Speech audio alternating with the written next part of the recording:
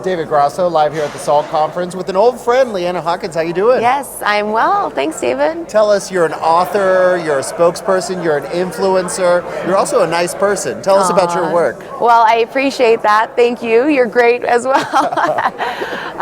So yes, I started a company 5 years ago, Blackhawk Financial. We do marketing services in the alternative space, like here at SALT, lots of hedge funds, private equity, that type of thing. But I also wrote a book a couple of years ago called Young, Fun, and Financially Free, and it's a financial literacy book for people in their 20s to 40s, kind of a money 101, and all the proceeds go to the We charity. So, tell us the cliff notes. I know you'd rather people buy your book, but let's just say the viewer doesn't have your book. What should they know?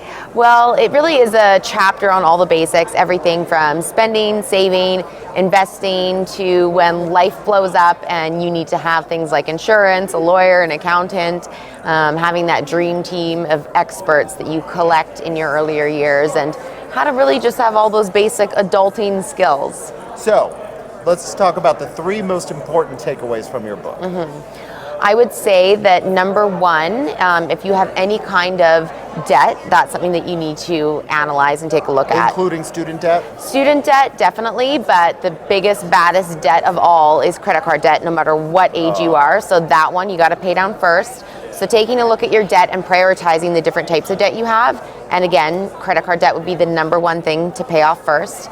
I think the second biggest takeaway from the book is in terms of saving and investing. The younger you can start doing that, the better. So, we've all heard of compounding interest and compounding your investments over time.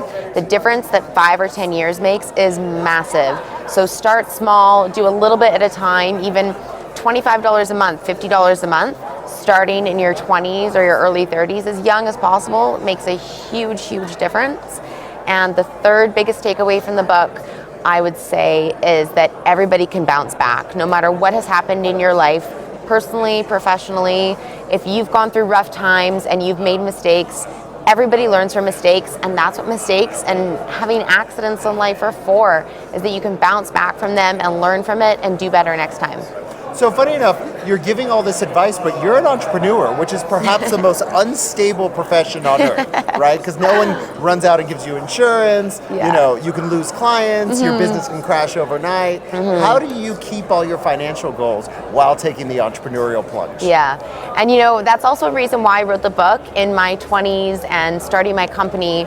I started my company about 3.5 years prior to writing the book, and I've been through crazy stuff, and from $1 million lawsuits to losing very, very close people in my life, and going through grief and personal things as well.